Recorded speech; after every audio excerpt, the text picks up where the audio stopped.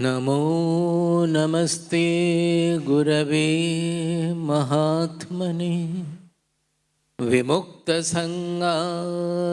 सदुत्तमाय नित्याद्वयानन्दरसस्वरूपिणे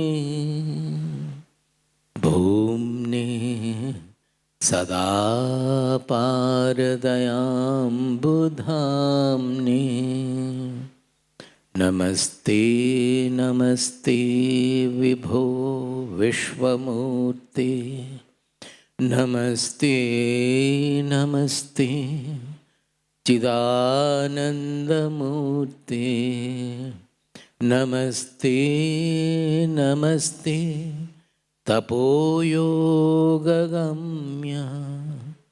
नमस्ते नमस्ते श्रुतिज्ञानगम्य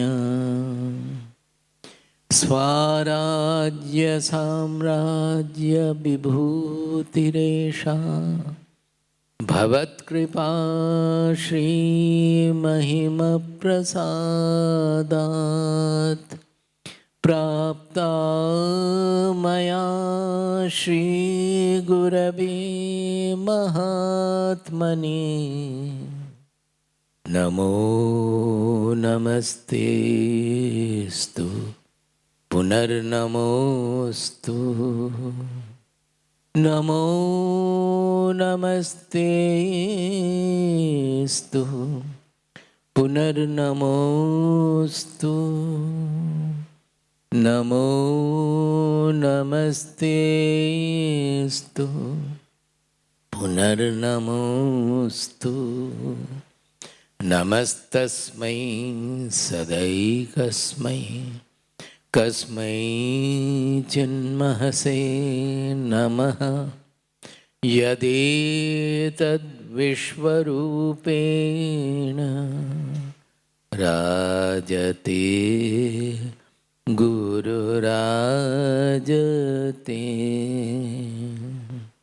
यदेतद्विश्वरूपेण राजते गुरुराजते।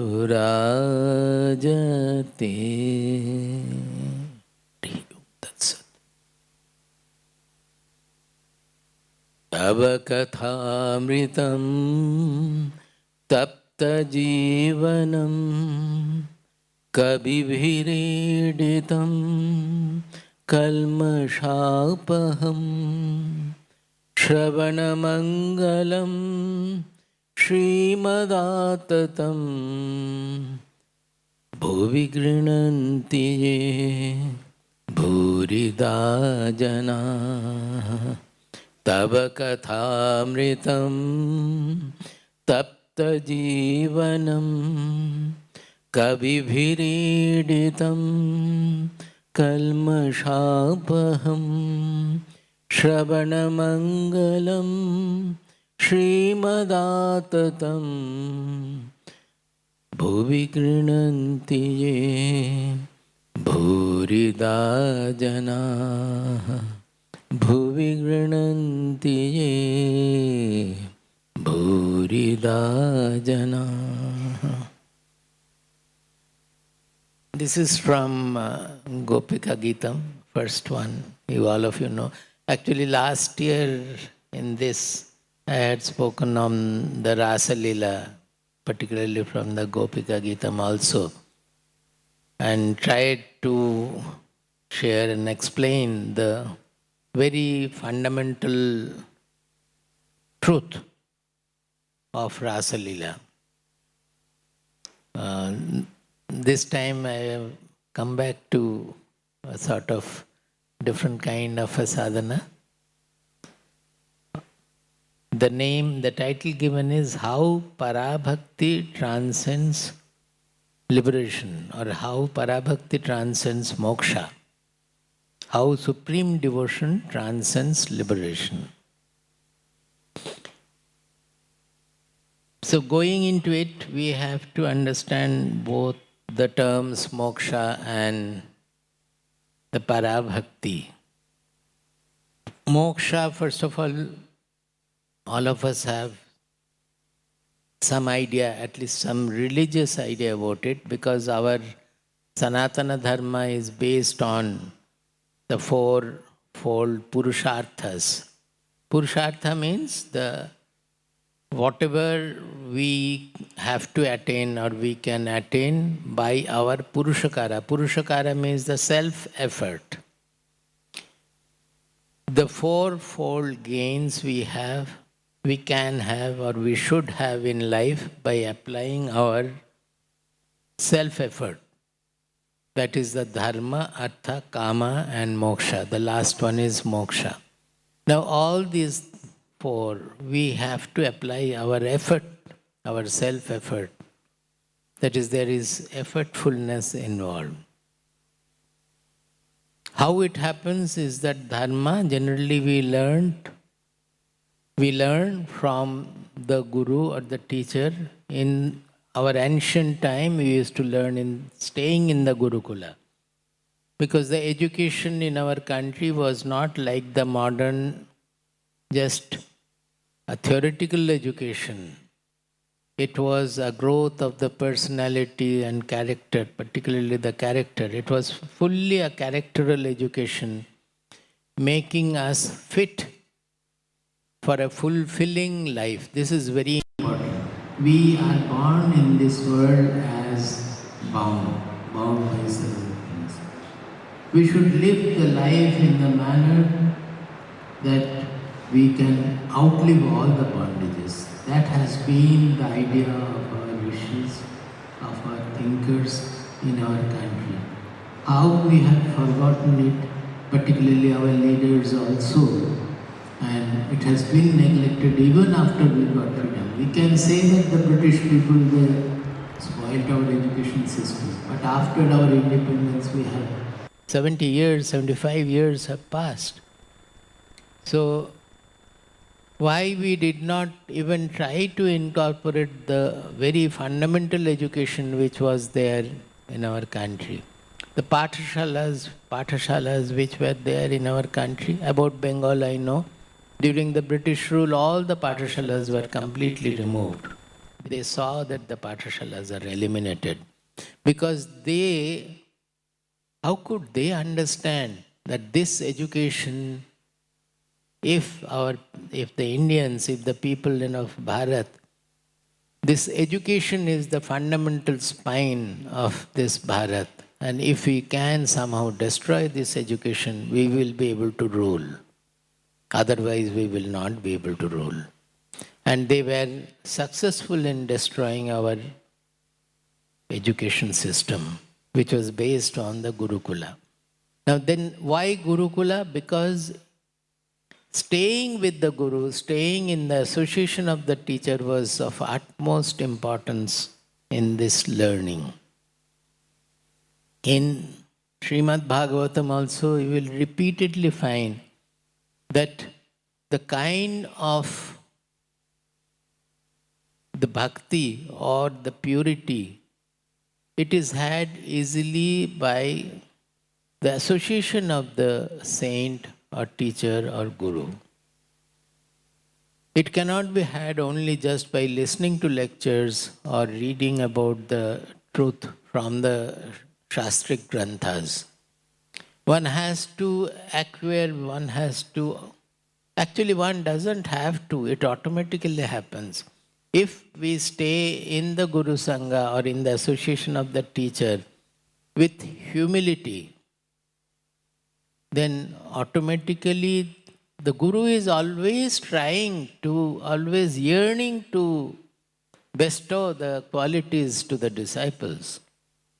It is the disciples' ego, the disciples' resistance, the disciples' impurity, which would not allow the Guru to bestow the knowledge as he would like to have. So the Guru is always ready to give. But it needs the humility on the part of the disciple to accept it, to receive it, and to retain it. So our people who had grown under this Gurukula education or remaining in the association of the Guru, they had understood, because they have lived that life, that is, automatically they would understand that the best way to acquire all the qualities of a Mahatma, all the qualities of, say, human qualities, the real great human qualities, the best way to attain them is to do service to the teacher who is already the embodiment of those qualities. Mark these words, these are very, very important. Just by reading the scriptures, nothing happens. They could understand that by living with the teacher with humility, if we are humble and we are ready to receive from the teacher, then all the qualities from the teacher will flow to the student. And that is how in our country the whole characteral education was being done, was communicated, was propagating. Now, in the dharma section of the Chaturvida Purushartha, that's the fourfold gain from the self-effort, the first one is dharma. Dharma means knowing the laws of sustenance of life, laws of sustenance of nature. It is not just religion. It is to know by living in what manner we will sustain nature, we will sustain life. Dharma eva hato hanti dharmo rakshati rakshitaha. If we protect dharma in our life, then dharma also will protect us. If we protect dharma, dharma will protect us. If we destroy dharma, then dharma will destroy us. That was the idea of giving dharma the highest importance. Now, to live with the natural laws of sustenance, naturally one has to come over all the desires, the normal desires, greed, etc. we suffer from, the egoistic tendencies. Unless they go, we will not be able to. You see, all of us are sadhak. When are we going to understand that what is preventing our growth as a seeker, as a devotee? We say it is ego, but what is this ego? Very technically or scientifically speaking, we are creating a shell around us by our idea about our own self. Whenever we are thinking of ourselves, we think of the body-mind personality, and by that we are imposing our own identity, a small identity which is different from all others. So that separates us from anything else in the world, everybody else and anything of nature. We get separated from that. So to sublimate the ego, to dissolve the ego means get merged with nature, our real identity, which is universal. We are actually universal, but our ego, our desires, they make us constricted, small, separated from all others.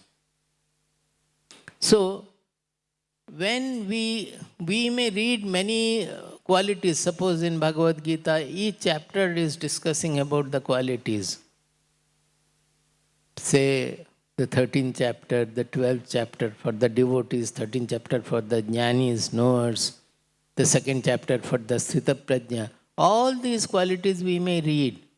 But unless we are able to understand why we are not able to absorb these qualities, imbibe these qualities, you will find that when we come to know our real identity, that I am universal, as I am seeing the whole world as the manifestation of the gunas, my body-mind personality is also a product of nature. Is it not? The body-mind personality is born of the parents. It's a product of nature. So, as I am seeing the world as something external, my body, mind, personality is a product of that nature. I am seeing that also. I am knowing that also. So I am not, the real I is not limited by this body, mind, personality. It is only part of the whole nature. When we start looking at it like that, then naturally our ego starts getting sublimated, because we develop our universal identity through that. Now, when I say like this, it may appear to be a little too difficult or so. It is not difficult. It is difficult because spirituality we are always considering as something we have to learn from the books, from the scriptures, something we have to listen to and remember, something we have to practice, either the mantras or meditation or something we have to do like that. But spirituality, know for sure that the real spirituality is not a practice. We are not able to touch spirituality because we have converted spiritual sadhana into a practice. It's not an exercise. It's a practice, but it's not an exercise. That every day, half an hour or 1 hour I meditate, 1 hour we chant, these are the shlokas I chant, then we go to the temple or we go there, go do this, do that. That is not spirituality at all. Spirituality is an all-time internal perception that do I yearn to attain that universal identity?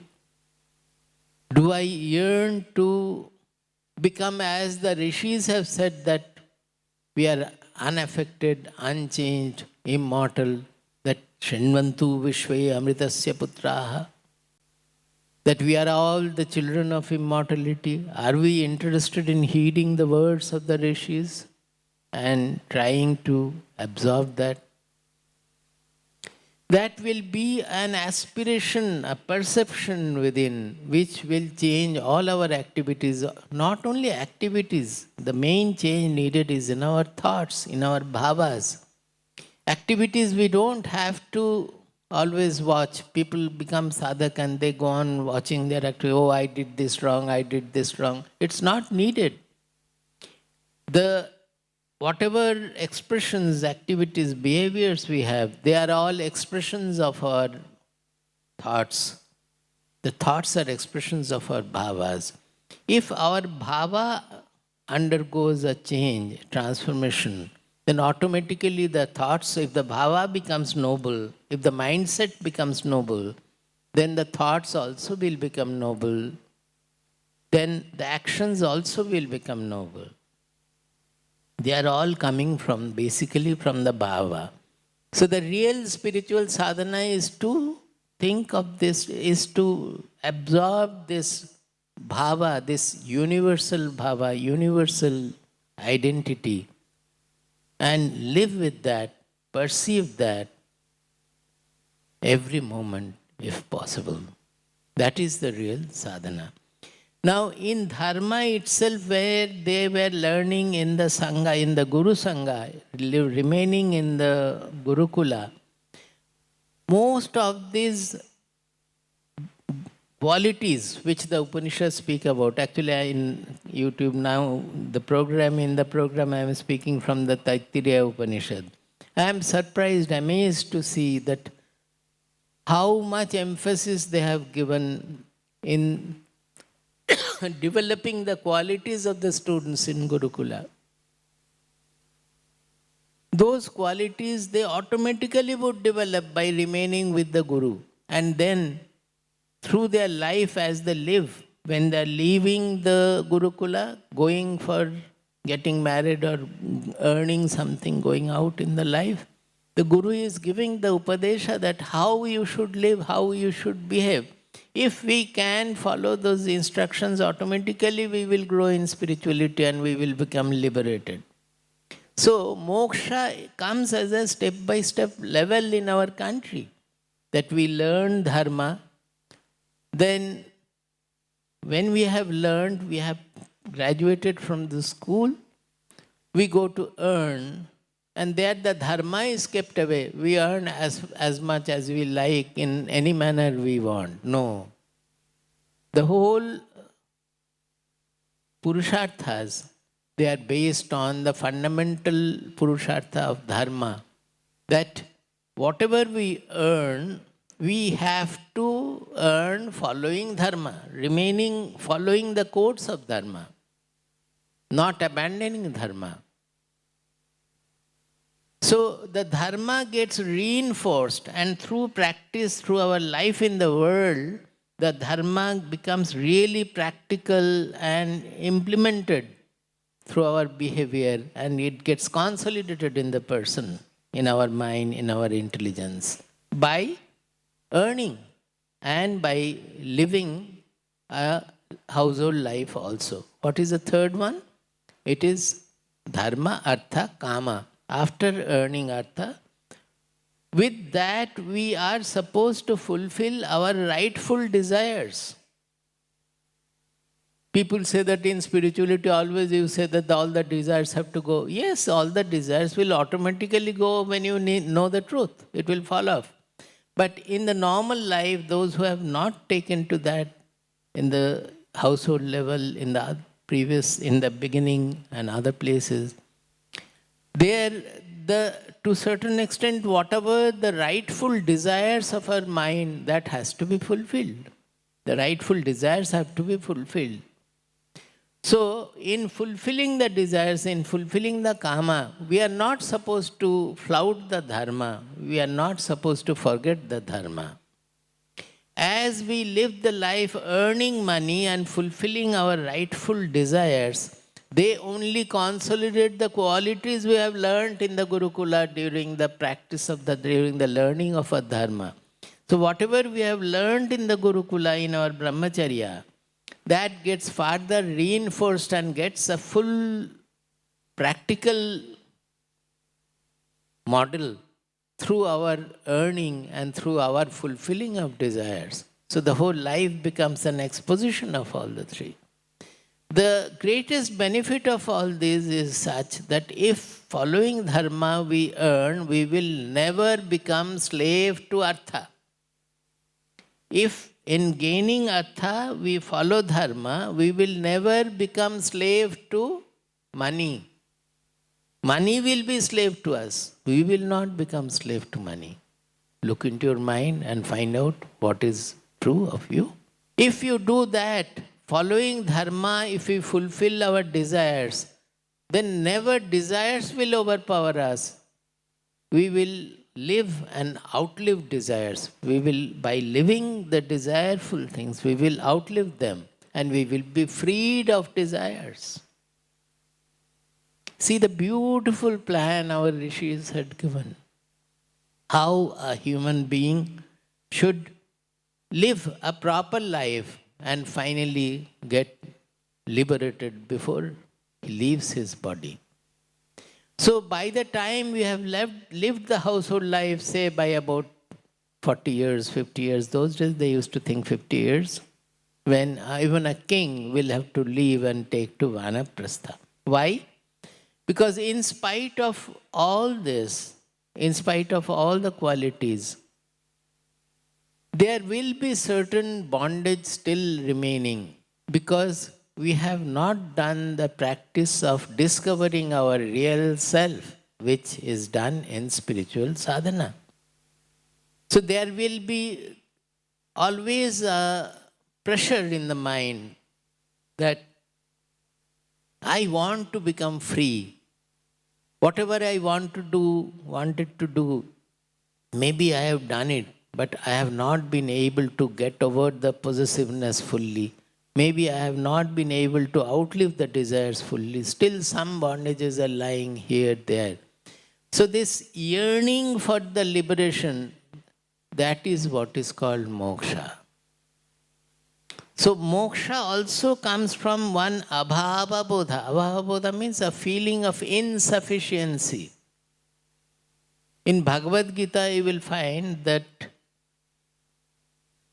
The whole discovery about our life is that we are born with an insufficiency. That is why we always look for joy, look for fulfillment. If we were fulfilled, then will we look for joy? Will there be desires to attain this, attain that? Nothing will be there. We will do whatever to be done right from the beginning. It is the desires, the desire-motivated activities are taking place because there is an abhava bodha. We don't feel fulfilled. And we think that from the world getting something, we will become fulfilled. So we run after many worldly gains, but find that that does not give us fulfillment. Money does not make us fulfilled. Fame does not make us fulfilled. Power does not make us fulfilled. We still crave for something, crave for something. Like that, the moksha also is a craving first, that to get liberated. It comes from the bound feeling in the mind. That is the moksha. But the moksha comes automatically when we come to know what we are, our infinite personality, universal personality. Then the knowledge completely takes away our constrictions, our bondage. We feel liberated. That is what the moksha is. And where does bhakti play the role? Parabhakti or supreme devotion. Now why we have put it as supreme devotion? Because the normal bhakti, it has been explained greatly in Srimad Bhagavatam as well as in other places also. In Bhagavad Gita, it excels in exposing bhakti in terms of the bhakta lakshanas.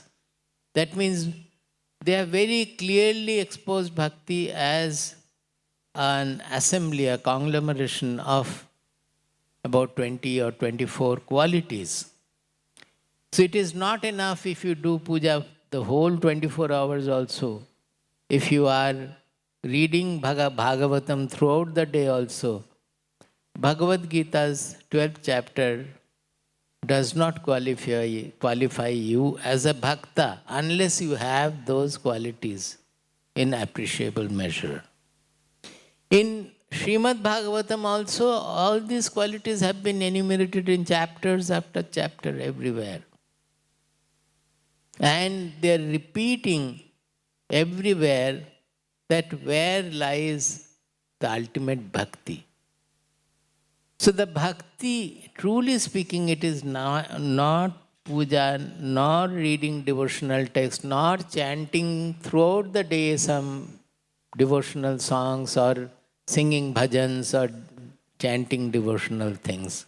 That is not accepted by our, even Srimad Bhagavatam also, the Bhakti Grantha of the Supreme Bhakti Grantha, as the higher level of devotion. These are all recorded in the lower levels of devotion. Then what is the ultimate devotion? It is the Atma Samarpana. It is the surrender, that completely giving ourselves to the Lord and living according to His wish. Now, how will you know that you are living according to what the Lord wants? We will do whatever we want. We will follow our desires. We will follow our own attractions and repulsions. And we may deceive ourselves by saying that it is God's will. How will you know what is God's will? So Srimad Bhagavatam has been very, very clear in that. And one thing he has specified, that how the devotion grows. As long as we are in the world and always the worldly things, worldly attraction, repulsions are pulling us, pushing us, how will we grow this kind of a devotion of dependence on the Supreme? Srimad Bhagavatam says that it is through the association of the Mahatma. The real love for grows through the association with the Mahatma, with the saints, with the holy men. See, again, it is here we find a great synthesis of the Upanishads, of the Bhagavad Gita and of Srimad Bhagavatam. Everywhere it is the same thing, provided we can penetrate and try to understand what are the meaning in effect in our behavioral level, what does it mean.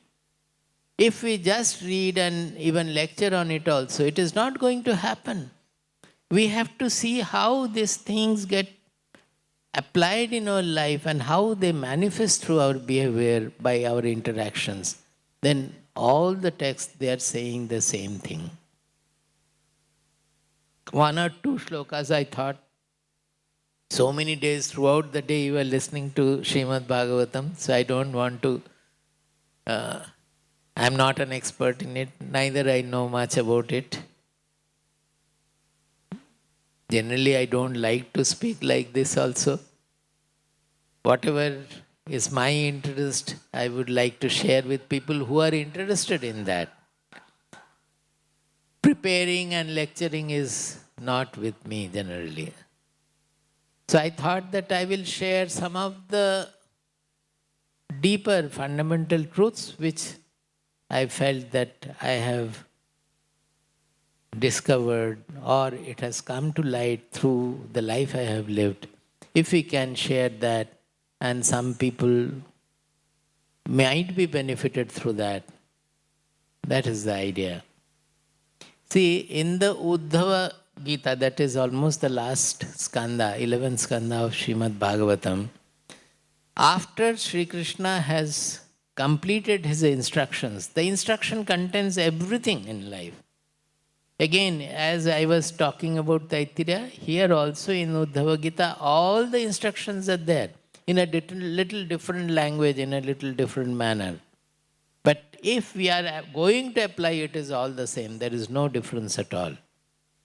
Completing that, he makes a statement. This is the last shloka. It is 11.29.34. That is 11th skanda, 29th chapter, 34th verse. After that, whatever comes in Uddhava Gita is Krishna asking Uddhava to go to Badarika ashrama with the paduka on his head and all that.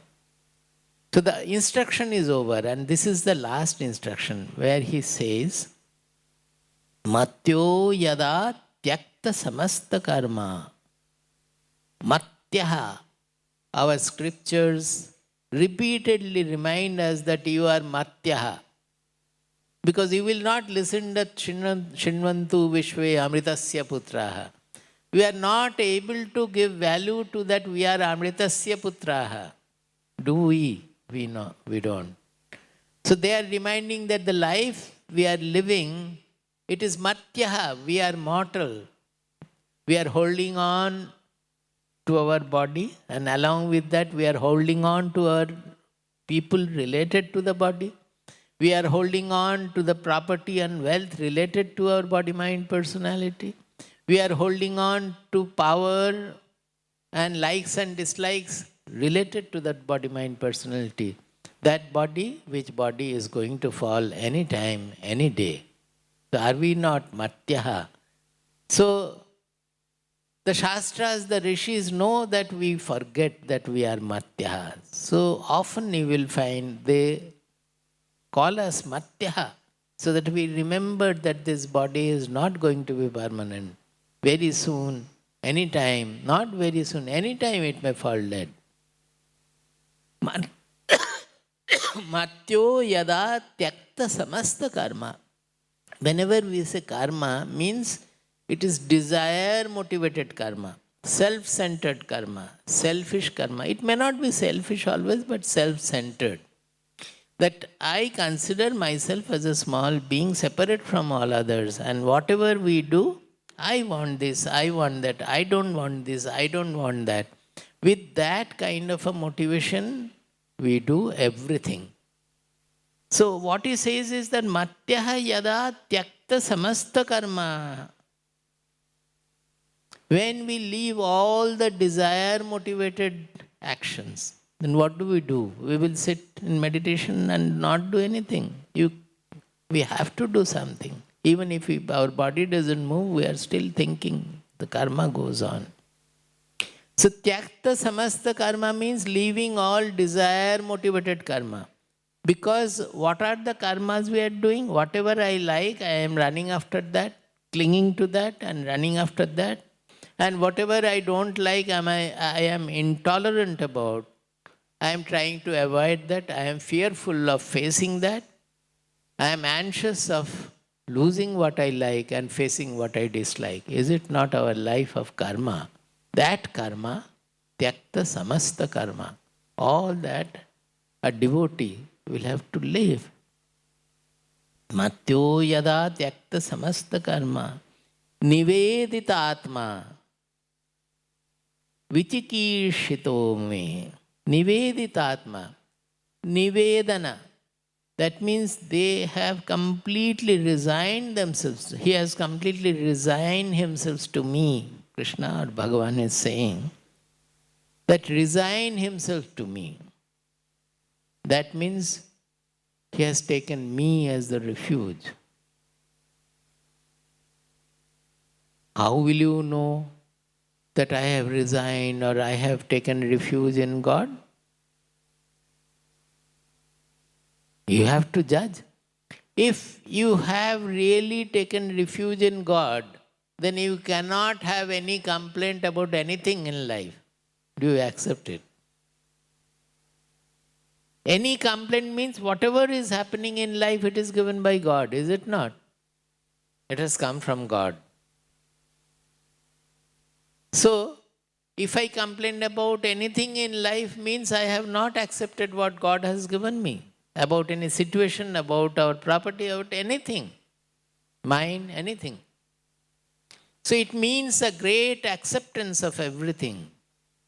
You call it acceptance, call it Atma Samarpana, call it surrender, call it non-expectation, everything is same. It means there cannot be any complaint in life at all. Everything is given by God. And we will be happy, cheerful with whatever comes and goes. Whatever goes, we will cheerfully leave it. Whatever comes, we will cheerfully accept it. That is why a knower becomes cheerful. Because he has nothing to lose, he has nothing to gain. In some places, he is given some honor, he is happy. He is dishonored, he is not unhappy. That is why in Bhagavad Gita and Bhagavatam also they are saying he is not only, amanitvam is not only his quality, he is manadaha also. That means he doesn't have any sense of prestige or ego. He honors others also. Look into yourself. Do we not most of the time forget to honor others? If we have our guru, we honor our guru. Others' guru, we do not honor so much. If I am going to a place and I am given some honor or not, I am always particular about it. And I like when I am honored. But whether the others are being honored, we don't worry about that. This is what our self-centeredness is. This is what our constrictions are. We can analyze the behavior throughout the day. Are we particular about thinking about others, honoring others, trying to know what is there? All of us are telling our stories. Nobody is interested in listening to other stories, is it not? Do we worry about, even in household also? Maybe husband and wife. Husband is interested in telling his story and the wife is interested in telling her story. Nobody wants to hear the other. This is what we do. So if you bring it down to this kind of usual level, that is the same thing, the same quality. It comes from the fulfillment of mind. It comes from a stability of the mind that we don't bother about our gains anymore. We are always concerned about what is being done to others, whether others are happy or not, whether others can be benefited or not. They are always sarva bhuta hite rataha. This is repeatedly said everywhere in Bhagavad Gita also. It means this. How will a person become Sarva Bhuta Hite Rata? Not by joining an NGO and doing the work of a people. It may be. But Sarva Bhuta Hite Rata means one is fulfilled and he is doing whatever he is doing, only thinking of the benefit of others. Niveditatma. So he is completely surrenders. He surrenders to me. Vichikishito me. See, with these things we can understand it is very aligned with our normal devotion. What is that? Tyakta samasta karma. All desire motivated actions to be left. Niveditatma. We have to surrender. These are common devotional parlance. Suddenly it comes to vichikishito me. V comes for Vishesha Rupena Chikishita. That means they are particularly, earnestly, deeply interested in knowing me. Everybody is interested in knowing whatever he wants. The God is saying that in knowing me, that means what am I really? Am I there or not also? Is God there or not? If it is there, then what is it? Where can I realize Him, if at all? Am I interested in realizing Him? As long as we are not interested in Him, this will not be valid. Vichikishito me, vichikishito me. He develops really interest in me. Do you know this interest means love? We always say loving God, which comes in the last phase of devotion. First it can be fearing God, then it can be doing puja, worship to the Lord, gifting something, offering something to the Lord, then chanting His praises and all. Then finally it is the love for God. Love for God will not come fully as long as we are not interested in God. When it happens like this, then Krishna is saying, then what he does to him? Tada amritatvam pratipadyamano mayatma bhuyaya cha kalpate vai. Tada amritatvam pratipadyamano.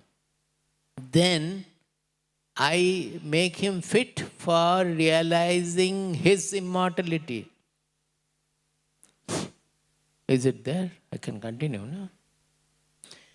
I make him fit for realizing his immortality, amritatvam. All of us are amrita. Have you seen anything immortal in this world, in this creation? Nothing. Everything is changeful. Right from the origin of the universe, the whole creation depends on changefulness. Something is getting born, undergoing a change, and then dying. It's all, the whole creation is based on changefulness. So amritatvam is not to be found in the creation, not only in the world, in the whole creation we cannot find anything amritatva, anything immortal. Immortal means changeless. Immortality is to be understood only in our real identity. The I which is looking at this world, including my own body, mind, personality which the world contains. I which is the witness of this whole creation, that does not undergo any change at all. So that I cannot be different in different body, mind, personality. My I and your I cannot be different. Because the body, mind, personalities are all appearing in that they will fall, they will get born, they will die. Everywhere in the world, everything is changing. But the consciousness or Atma or Brahman, which is on which the whole world play is going on, that does not undergo any change at all. So what happens when the devotee becomes like this, when he leaves all desire-motivated actions, when he completely surrenders to me, that means he will not have any expectation from anything, anytime, anywhere in the world. and he develops interest in knowing me, in having the knowledge of the truth, knowledge of I. Then what happens? He makes him fit for the knowledge of the Amritatva, because that I, when he becomes interested in knowing what God is, he finds that finally that God is nothing but what? I am, the I in everybody, the witness of everything. That is what the God is. As Bhagavatam has said in the beginning itself, 11th chapter, no? Vadanti tat tattva vidaha tattvam ya jnanam advayam brahmeti paramatmeti bhagavan iti shabdyate. This advaya jnana, where his small I gets fused in the universal I, and there is no duality at all, that I am knowing something is not there. The I reveals itself. That itself is the God, that itself is the Brahman, that itself is the Paramatma. So when the devotee becomes interested in knowing what the God is, automatically he is becoming fit, and the God makes him fit to realize his immortality. That means realize his own real identity. Mayatma bhuyaya cha kalpate vai.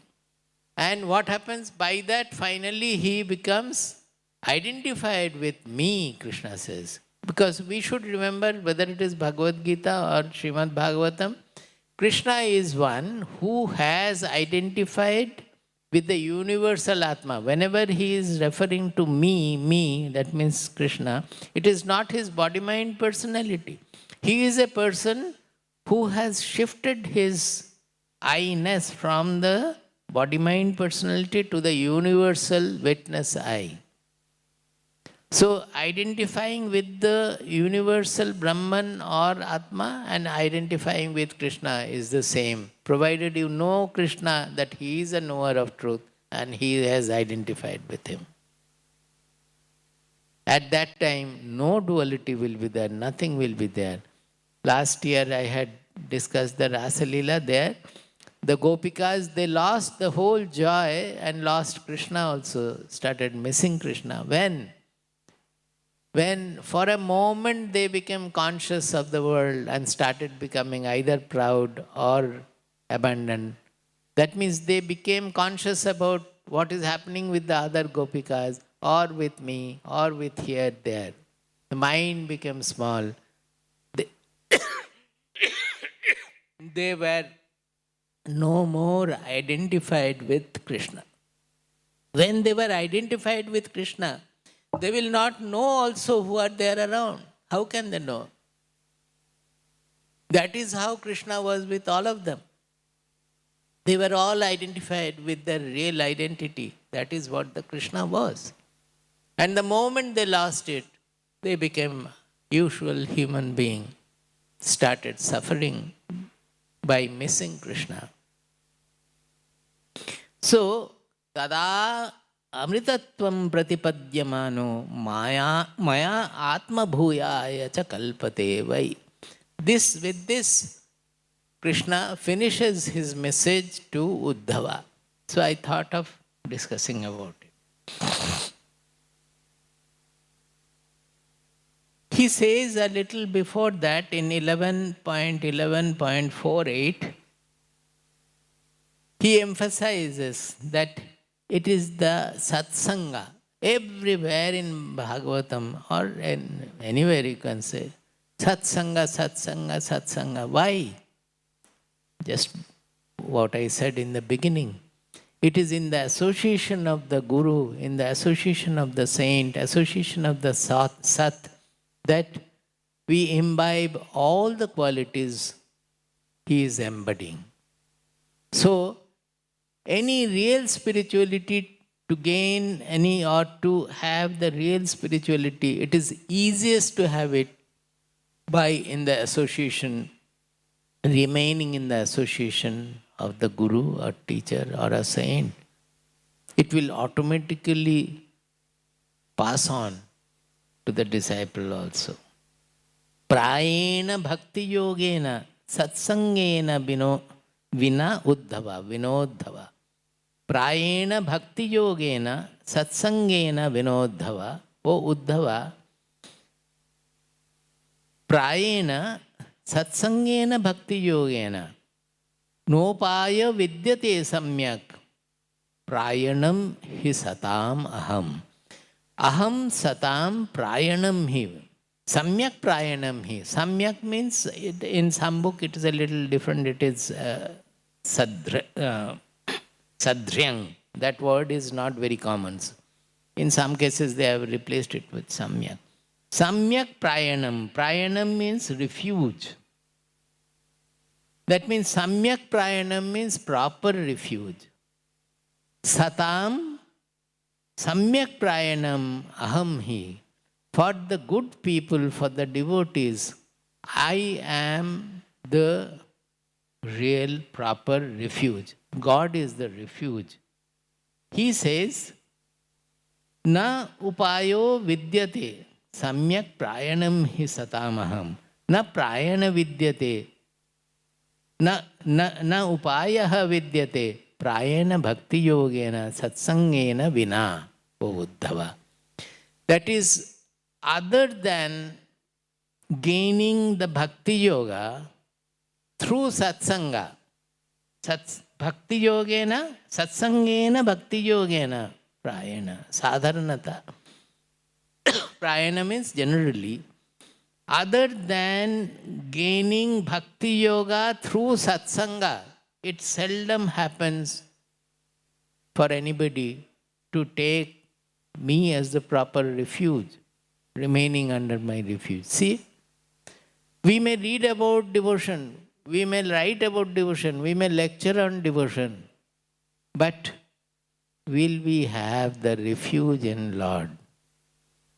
So he says the easiest way is to be in satsanga. Because who is a sat? Who has already identified with the Lord? Who is identified with the universal Lord? So if we remain with Him with humility, receptivity, love, then automatically we will become also like that. To grow intense devotion to me and to remember me, association with and service to saints is the most potent means. This is what the shloka says. Na rodhayati mam yogo na sankhya dharma evacha na swadhyayas tapastyago neshta purtam na dakshina vratani yajnash chandamsi tirthani niyama yamaha yatha varundhe satsangaha sarvasangapaho himam. This is a very important shloka. Many of you know very well. It is often quoted. That is, he has referred to all kinds of practices that devotees undergo. He says that dharma practice, yoga practice, sankhya practice, swadhyaya, tapas, tyagaha, ishtapurtam, dakshina, vratani, yajnaha, chandamsi means Veda Patha, tirthani, going to the pilgrimage. Everything that we know in the name of devotion we do. They will not be able to bind them to me, narodhayati mam. Yatha avarundhe satsangaha. As the satsanga binds to me, nothing else of this will be able to bind the devotee to me. Why? Because satsanga is such a thing, sarvasanga paho hima. It removes, dissolves all other sangas. Many people who are sadhak, they often ask that, is it not also a sangha? Because Bhagavad Gita has detected that sangha word is used for everything. That it is our sangha which is causing the trouble in our life. Sangha means clinging to what I like and being intolerant about what I dislike. Clinging to what we want, what we like, and being intolerant about what we do not like what we want to avoid. That is the Sangha. So, to get into Satsanga, is not Satsanga also a Sangha? Yes, it is a Sangha. But it is Sarva Sangapaho. It removes all other Sangas. The Sangha to the Sat, if we can grow in it, if we can develop, all other worldly Sangas, worldly possessiveness, worldly clinging, everything will fall off. And we will develop Sangha to the Sat more and more. By that what will happen? What is the Sat?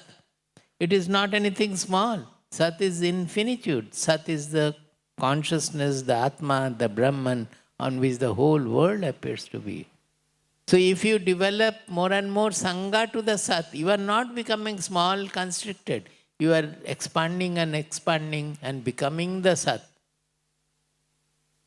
So it is only the word we play with, that this is also a Sangha. So I should not have Satsanga also. I should not get attached to a Sat also. If it is a real Sat, that attachment will make you free, liberated. And that is the Para Bhakti. A Para Bhakti, the Bhakti becomes Para when you become one with the Lord.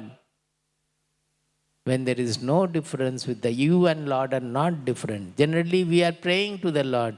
We are calling the Lord. We are thinking of the Lord. But in Para Bhakti, there is no question of thinking of the Lord or calling the Lord or doing puja or anything at all. It is the identity with the Lord.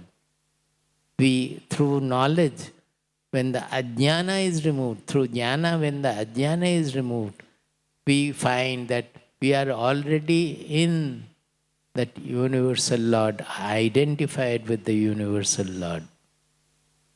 So the surrender which we were doing, it was only a practice. It was a practice so far. But when we have actually surrendered, and by that we have become identified with the Lord, then we understand that there is nothing to surrender. I am already in Him. I am already surrendered. What more has to be done? I don't have anything to surrender at all. So the surrender becomes, we outlive surrender also there by becoming one with the Lord. That is what the real liberation is. There is no yearning for moksha at all. Looking for moksha also is an yearning. It's a desire. It's something to gain. But the real moksha, the real liberation is through the Parabhakti, when we are surrendered, and through the Parabhakti, we attain the knowledge of the Lord. Then that knowledge makes us liberated. Knowledge makes us one with the Parabhakti. It has been beautifully discussed in the Bhagavad Gita also, in the 18th chapter. But here you have all listened to, I hear that Bhagavatam is so much going on. I have a little shyness in speaking about Bhagavatam shlokas. See, in 11.14.14, na parameshtyam na mahendradhishnyam na sarvabhaumam na rasadhipatyam na yoga siddhihi apunarbhavam va mai arpitatme chati mad vinanyata. Here he has defined a person who has surrendered to the Lord, who has the Parabhakti. He doesn't want anything from the world. He doesn't want the kingdom. He doesn't want power. He doesn't want to become the emperor of the whole world. He doesn't want the yoga siddhis, the ashta siddhis we speak about. Apunarbhavamba.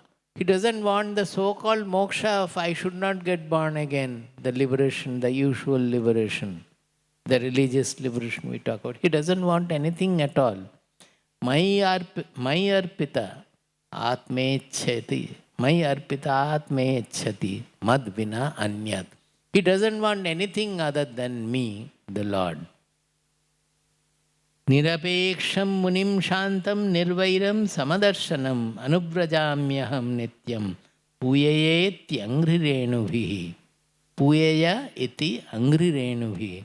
This is a very, very, very special shloka of Srimad Bhagavatam. This is said by the Lord. What is the Lord saying? He says a Muni who is nirapeksha, who does not have any expectation. That means who does not have any desire. He doesn't want anything from anywhere, anybody, anytime. Naturally, he will be shantam. Nirvairam. People may be inimical to him, but he doesn't have any enemy. Nirvairam doesn't mean that he doesn't have any. Some people may have inimical feeling towards him also, but he doesn't bother about it. To him, everybody is Lord. Atma. So he is nirvairam, samadarshanam. This is what the equal vision is. That everywhere, equal vision doesn't mean that we will not see the table, chair and the people. It means he finds everything appearing in the Lord, in the consciousness, in the I. It is factually also true that whatever we are perceiving, it is appearing in our consciousness. So that is what Samadarshana is. Anuvrajamyaham nityam puyeya iti angrirenubhi. Lord says that if such a saint is there, I walk behind him. We generally see the thing that the devotee walks behind the Lord. Everywhere that expression will be there. He is always looking for the Lord. Here the Lord is saying that I walk behind such a devotee so that I can purify myself with the Padaraja, Angrirenu, from the dust of his feet. Collecting the dust of his feet, I can purify myself, the Lord is saying. Now what is the purification of the Lord? In the Lord, the whole world is existing in the Lord. It is his world and there all impurities are also there. It is not Lord's impurity, it is part of that. But if you consider pure and impure, the impurity is there in the Lord. And by the saint, the whole world is purified. As an expression of a poet also, it is very nice that the Lord is saying, after all it is written by a rishi or by a poet. It is that the Lord has not come down to say this. Many are there. Nishkinchana mai anurakta chetasaha shanta mahanto akhila jiva vatsalaha kamair analabdha dhiyo jushantite yan nairapeksham nabiduh sukham mama. Here they are talking about the sukha. The sukha of non-expectation, the sukha of desirelessness. Nobody can have it from anywhere. However much sukha the world may give you, it cannot match with the sukha of non-expectation, sukha of desirelessness.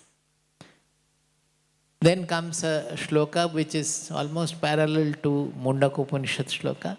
Vidyate hridayagranthi chidyante sarva samshayaha shiyante chasya karmani maidrishte akhilatmani.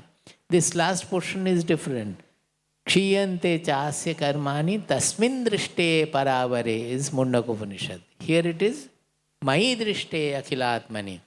Now, Mai drishte akhilatmani. That means the devotee who can see me in the whole world, in everything. In Mundaka Upanishad, it is in the great, in the small. In meditation as well as in the wakeful state. Nowhere you can miss Lord, because Lord is what I am. Without the I, there cannot be any experience at all. So there it is, tasmin drishte paravare. Pare as well as avare. When we see the truth, then these three things happen. Here he is saying, when the devotee sees me in everything in the world, then these three are the results. What is that? Vidyate hridaya granthihi. The knots of the heart gets dissolved. That means the ego gets dissolved. Vidyate hridaya granthihi. Chidyante sarva samshayaha. The first is the dissolution of the ego. Hidaya Granthim is a knot of the heart, which makes us feel small. We are always having a smallness about ourselves, constricted. Chidyante sarva samshayaha. All the doubts of the intelligence is raising all kinds of doubts. Whether this is there or not there, am I this, am I that, have I reached here, not? No doubts at all. Chidyante sarva samshayaha. Kshiyante cha asya karmani. All the feeling of kartritva is gone. I have done this, something great, feel great about it. I have done something wrong, feel sinful about it. Nothing like that. Or I have to do this, I have to do that. No. Who is doing? It is nature, the Triguna. Triguna is functioning in its own form, creating all the nature perform whatever it is performing. Kshiyante chasya karmani. That means the kartritva also goes. Mai drishte akhilatmani. When the devotee sees me in everything in the world. So everything is related to the universal samadarshana, that everywhere a devotee has to see his Lord everywhere. And through that, he has to know the truth about the Lord, truth about the Brahman. It is the same. The Parabhakti in Bhagavad Gita says, through the Parabhakti, he becomes fit for the knowledge, where he comes to know what am I in essence, in all my aspects. Brahmabhuta prasannatma na shochati na kankshati samah sarveshu bhuteshu mad bhaktim labhate param.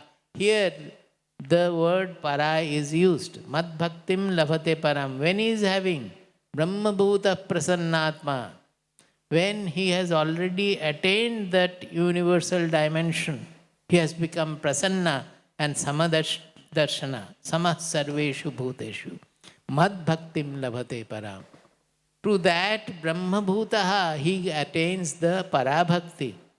Bhaktya mam abhijanati yavanyaschasmi tatvatah tato mam tatvato jnatva vishate tadanantaram.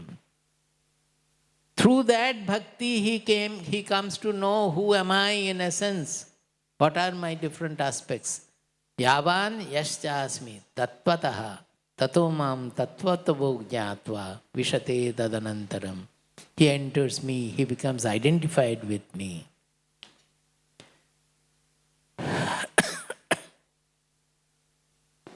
Okay, I will stop. Tava kathamritam tapta jivanam kabibhiriditam kalmashapaham shravanamangalam Srimadattatam bhuvi grinanti ye bhorida jana tava kathamritam tapta jivanam kabibhiriditam kalmashapaham shravanamangalam Srimadattatam bhuvi grinanti ye bhorida jana bhuvi grinanti ye bhorida jana. Hari Om.